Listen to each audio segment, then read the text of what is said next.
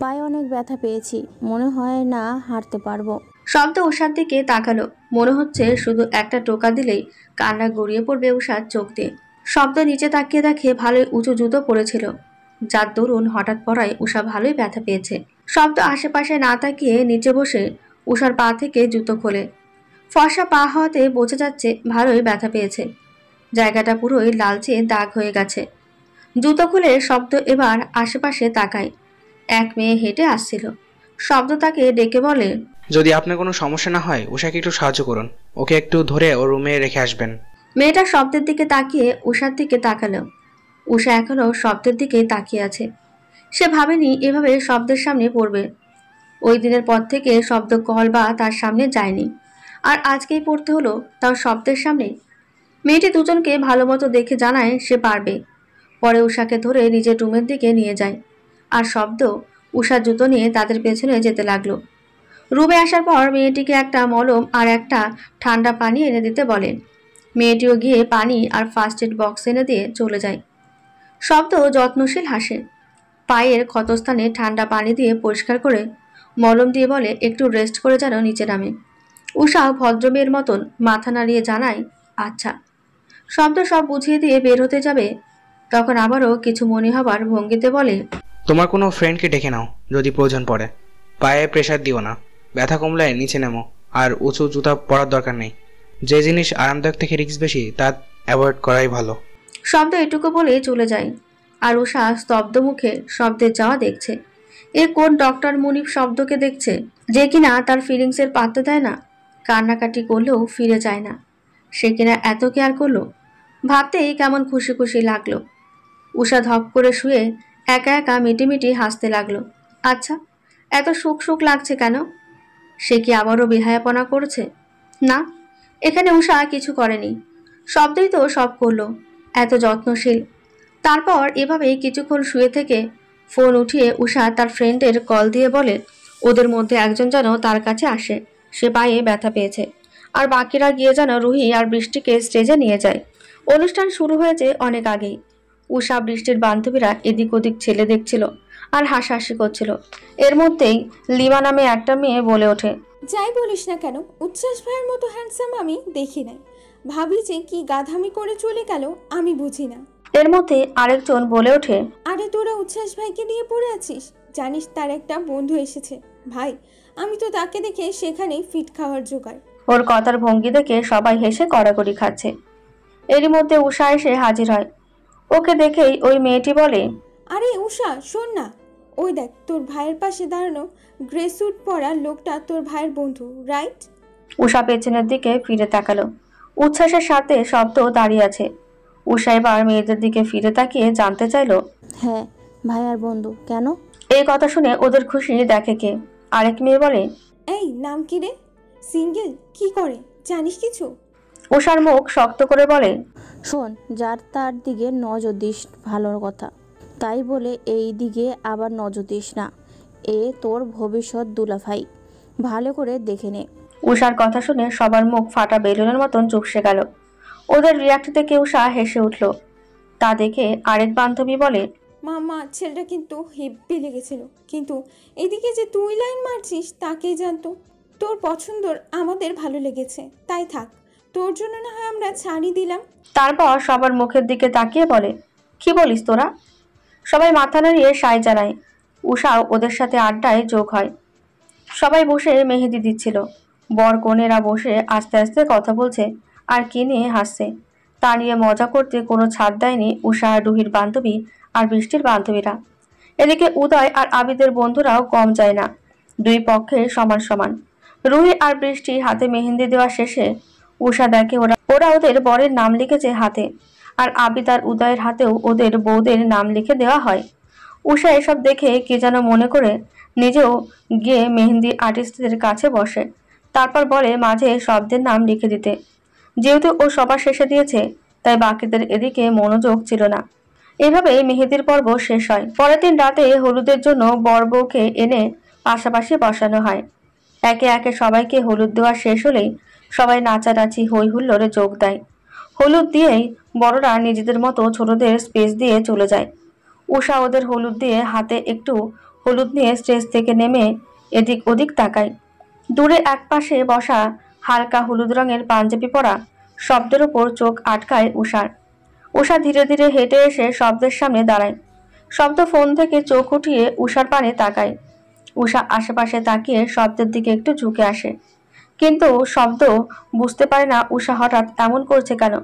সে ওভাবে উষার দিকে তাকিয়েছিল। উষা আস্তেই হাতটা উঠিয়ে হাতের হলুদগুলো শব্দের গালে লাগিয়ে দিয়ে খিলখিল করে হেসে ওঠে। যতক্ষণে শব্দ ব্যাপারটা বোঝে ততক্ষণে উষা দৌড়ে পালায়। উষা রিসর্টের দৌড়ে নির্জন পাশে এসে দাঁড়ায়। আশেপাশে তাকিয়ে দেখে এই পাশে কেউ নেই। উষা স্বস্তির নিঃশ্বাস ফেলে হাঁটতে যাবে, তখনই কেউ তার হাত ধরে টান দিল। চিৎকার করার আগেই মুখে হাত রাখে, এতে উষা আরো ঘাবড়ে যায়। ছোটাছুটির চেষ্টা করলে যে তাকে ধরে রেখেছে তার ধরার ধরন আর শক্ত এবং ঘনিষ্ঠ হয়। এতে উষা আরো ভয় পায়। ভয়ে উষার চোখ থেকে পানি বেরিয়ে আসে। আস্তে করে একটা কণ্ঠ কানে আসলো উষা। স্টপ। উষা একদম চুপ হয়ে বিস্ফোরিত চোখে লোকটার পানে চায়। আবছা আলোতে সেই মুখ উষার কাছে ফুটে ওঠে। তা উষার কাছে অকল্পনীয়। তার মনে হয় সে ঘরে আছে। লোকটার চোখ আজ অন্য কথা বলছে, যা কখনোই উষা দেখেনি। লোকটা আরো একটু দূরত্ব কমিয়ে আনে। উষা এখনো স্তব্ধ নয়নে তাকিয়ে দেখছে। হঠাৎ কোমরের দিকে ঠান্ডা কিছু স্পর্শে ঘর থেকে বেরিয়ে আসে উষা। লোকটার হাতের দিকে তাকিয়ে দেখে তার হাতেও এখন হলুদ দখল করে আছে। উষা কিছু বলতে যাবে, তার আগেই ওষ্ঠে আঙুল রেখে চুপ থাকতে বলে লোকটা। উষা এখনো দেখছে। এ যেন নতুন কাউকে আবিষ্কার করছে উষা। লোকটা নিজের হলুদ দেওয়া গাল এগিয়ে এনে উষার গালে কষে দেয়। খোঁচা খোঁচা দাড়িতে উষার আঁচড় লাগে, তাই হাতটা পাঞ্জাবির বুকের দিকটা খামচে ধরে উষার মুখ থেকে একটা নাম বের হয়ে আসে, শব্দ। শব্দ এবার উষার মুখের দিকে তাকালো। উষা ততক্ষণে শব্দের বক্ষস্থলে জায়গা করে নিয়েছে। শব্দ তা দেখে নিঃশব্দে হাসে। উষাকে আরো গভীর করে জড়িয়ে ধরে আকাশের দিকে চোখ রাখে। এদিকে উষার অবস্থা নাজেহাল। একসাথে হঠাৎ করে অপ্রত্যাশিত কিছু পাওয়ায় সে স্তব্ধ হয়ে আছে। যদি এটা কল্পনা হয় তাহলে সে এখান থেকে কখনোই বের হতে চায় না। উষা শব্দের আরো গভীরভাবে আলিঙ্গন করলো। মনে হয় যদি সে শব্দের বুকের মধ্যে চলে যেতে পারত তাহলে সেটাই উষার কাছে প্রধান কাজ হতো। শব্দ কিছুক্ষণ সময় দেয় উষাকে স্বাভাবিক হতে। উষা স্বাভাবিক হয় ঠিকই, কিন্তু বুক থেকে মাথা ওঠায় না, ওভাবে মুখ লুকিয়ে থাকে। শব্দ উষার মাথার চুলে হাত ডোবায়, তারপর মুখ খোলে। নিজেকে এত এত সামলে লাভ কি হলো? সে এই পিচ্ছি মেয়েটার কাছেই হার মানতে হলো। উষা শব্দের মুখের পানে চাইলো। উষা কিছু বলার আগে শব্দ আবারও বলতে শুরু করলো। এই যে আমি শব্দ, যার জন্য এত পাগলামি করলে, তার এই স্বর্ণছাড়া অনিশ্চিত জীবনে কেন নিজে থেকে জড়াতে চাইলে? আমার কেউ নেই, সব দিক থেকে আমি একা। একটা শ্রদ্ধেয় পেশা আর আমার পরিচয় ছাড়া আমার কাছে কিচ্ছুই নেই। না আছে একটা পরিবার, তাও কেন জড়ালে আমার সাথে? উষা বুকের মধ্যে মাথা রেখে জবাব করে, আমার কিছু লাগবে না, আপনি থাকলেই হবে। আমার আপনাকে লাগবে, অন্য কিছু লাগবে না। বিশ্বাস করুন, আমার এত খুশি লাগছে, ঠিক ছোটোবেলায় বায়না করলে সাথে সাথে পেয়ে গেলে যেমন খুশি হতো, আজকেও ঠিক তেমন খুশি হচ্ছে। আমি আপনাকে বোঝাতে পারবো না। শব্দ উষার এমন বাচ্চামি কথা শুনে হাসে। এ মেয়ের মন মানসিকতা নিতান্তই বাচ্চামি দিয়ে ভরা। না হলে কেউ এসব জানার পরও তাকে এভাবে আঁকড়ে ধরতে চায়। শব্দ স্বস্তির নিঃশ্বাস ফেলে চোখ বন্ধ করে সময়টা উপভোগ করে। কে জানে এই সময় দ্বিতীয়বার আসে কিনা। আজকে বিয়ে, সবার মনে যেমন আনন্দের ছটা দেখা যাচ্ছে, ঠিক তেমনি একটা বিষাদের ছোঁয়া লেগে আছে। আদরের মেয়েরা আজ অন্য ঘরে যাবে, সংসার হবে, তার হবে ছোট একটা পরিবার। আমাদের সমাজে এটা প্রচলিত ধারা। মেয়ে মানুষ হলে একদিন না একদিন নিজের বাড়ি ছেড়ে যেতেই হয়। কি নিদারুণ ব্যথা, তবুও সুখের জন্য মুখে হাসি ফুটিয়ে বিদায় দিতে হবে। যেহেতু আবিদ আর বৃষ্টির আগে থেকে আকত করানো ছিল, তাই তাদের বাড়ির কাজটা প্রথমে করা হয়। তার কিছু সময় পরই উদয় আর রুহিকে এনে রাখা হলো। সামনের সাদা পর্দার সাথে দেখা যাচ্ছে ফুলের পর্দা। কাজী সাহেব বিয়ে পড়াতে শুরু করলেন। সবাই চুপচাপ পরিবেশে বিয়ের কথা শুনে যাচ্ছিল। কাজী দোয়া পাঠ করে কথা শেষ করে উদয়কে কবুল বলতে বলে। উদয় একটু দেরি না করে কবুল বলায়। আশেপাশে হাসির রোল পড়ে যায়। তারপর আসে রুহির পালা। কাজী রুহিকে কবুল বলতে বলে রুহি তখনও চুপ করে বসে থাকে। তার মধ্যে কোনো হেলদোল নেই। রেদওয়ান এসে রুহির কাঁধে হাত রাখে। রুহি মুখ তুলে রেদওয়ানের দিকে তাকায়। চোখগুলো কেমন রক্তবর্ণ ধারণ করেছে রুহির। রেদওয়ান মাথা নাড়িয়ে কান্না করতে বারণ করে, বলে কবুল বলতে। রুহি কান্না করে দেয়। কান্নারত অবস্থায় অস্পষ্টভাবে কবুল বলে। রুহির কবুল বলাতে সবাই স্বস্তির নিঃশ্বাস ফেলে। এভাবে বিয়ের পর্ব শেষ হয়। দূরে দাঁড়িয়ে এসব দেখছিল উষা। কখন শব্দ এসে পেছনে দাঁড়িয়েছে সে খেয়ালও উষার মাঝে নেই। সে এসব ভাবতেই ব্যস্ত। আচ্ছা, তাকে রুহির জায়গায় ভাবলে এমন কলিজা ছিঁড়ে যাচ্ছে, এমন লাগছে কেন? সে তো বাবা মা ছাড়া থাকতে পারবে না, তাহলে ওরও এমন কষ্ট হবে, কান্না হবে। এসব ভাবতে ভাবতে চোখ থেকে দুফোঁটা জল গড়িয়ে পড়ল। শব্দ ওকে কাঁদতে দেখে অবাক হয়। শব্দ উষাকে ডাকে। উষা শব্দকে দেখে চোখ মুছে জিজ্ঞেস করে সে কখন এসেছে। সে জানায় অনেকক্ষণ। উষা কিছু না বলে হাঁটা দিল। শব্দ এবারও অবাক হয়। এই মেয়ের আবার কি হলো? এই তো এতদিন তার আগে পিছে চক্কর কাটাতো, আজকে আবার হলো কি? উষা গিয়ে দূরে একপাশে চেয়ারে বসলো। কিছুক্ষণ পরে সেখানে শব্দ উপস্থিত হয়ে তার পাশে বসে। বিয়েটা যেহেতু রাতে হয়েছে তাই এই পাশে কেউ নেই। সবাই নতুন বর বউ দেখায় ব্যস্ত। শব্দ উষার হাত ধরে কাছে এনে চুমু খেলো। উষা শব্দের পানে চায়। শব্দ জানতে চায় তার কি হয়েছে। উষা এবার মুখ খোলে। নিজেকে রুহি আপু বা বৃষ্টির জায়গায় ভাবলে কেমন কলিজাটা ফেটে যায়। ওরা বাবা মা ছাড়া কিভাবে থাকবে, আমার ভাবতেই দম বন্ধ হয়ে আসছে। শব্দ হাসলো। তারপর উষার হাতের দিকে তাকিয়ে বলল, এটা এই জগতের নিয়ম। মেয়ে মানুষ হয়েছেও, বিয়ে তো দিতেই হবে। তোমার এটা ভেবে কষ্ট হচ্ছে যে ওরা ওদের মা বাবাকে ছাড়া থাকবে কি করে, কিন্তু ওরা এক মা বাবা থেকে আরেক মা বাবার কাছে যাবে। কিন্তু তুমি, আমার তো কেউ নেই। উষা শব্দের দিকে তাকিয়েছিল। হঠাৎ করে কি হলো উষা বুঝতে পারল না। সে চুপ হয়ে শব্দের দিকে তাকিয়ে আছে। এবার শব্দ উষার দিকে চাইলো। তাকিয়ে দেখে উষা তার দিকেই তাকিয়ে আছে। তা দেখে হাসলো। তারপর আবারও নিচে উষার হাত দেখতে দেখতেই হঠাৎ করে থমকে গেল। উষার হাতটা সামনে এনে ধরে তাতে গোটা গোটা অক্ষরে লেখা SHOBDO। শব্দ অবাক চোখে উষার পানে চাইলো। সে কখনো ভাবতে পারেনি উষা এমন পাগলামি করবে। সে তেমন ভাবে জিজ্ঞেস করলো, কবে লিখেছ? মেহেদির অনুষ্ঠানে। কেউ দেখেনি? সবার শেষে দিয়েছিলাম, তাই কেউ দেখেনি।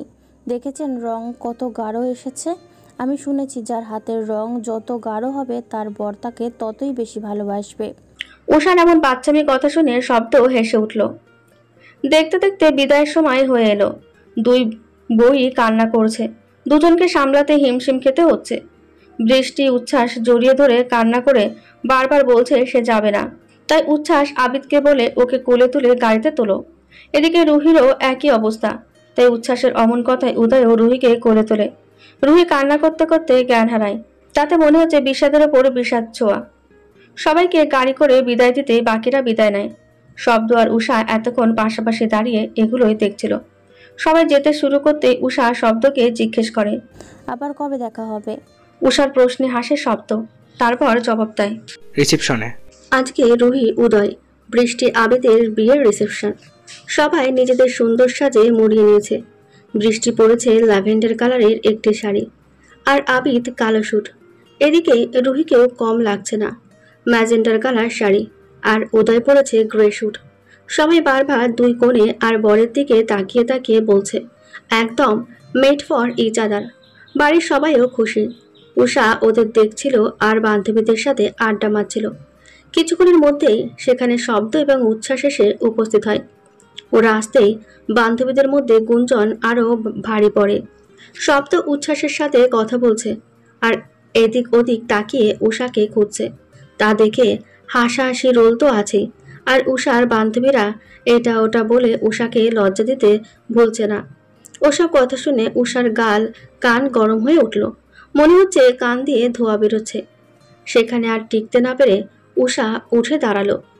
সবাই উষা কোথায় যাচ্ছে জিজ্ঞেস করতেই উষা বলে বৃষ্টি আর রুহির ওখানে যাবে। তা শুনে সবাই উঠে দাঁড়িয়ে দুই বউয়ের কাছে চলে আসে। এখানে এসেও তাদের মুখ মনে হচ্ছে আরও লাগাম ছাড়া হয়ে গেল। তাদের মধ্যে রুহির এক বান্ধবী জিজ্ঞেস করে বসলো, হ্যাঁ রে রুহি, ফার্স্ট নাইটে এক্সপিরিয়েন্স কেমন? ছোট ননদের সামনে এমন কথায় বেচারি যায় অবস্থা। এদিকে ওর অবস্থা থেকে সবাই হেসে গড়াগড়ি খেয়ে বৃষ্টিকেও একই প্রশ্ন করে। আরেক মেয়ে বলে ওঠে, ওরে কি জিজ্ঞেস করছিস? ওর ফার্স্ট নাইট তো কবেই গেছে। তাও বল কালকে কেমন গেল?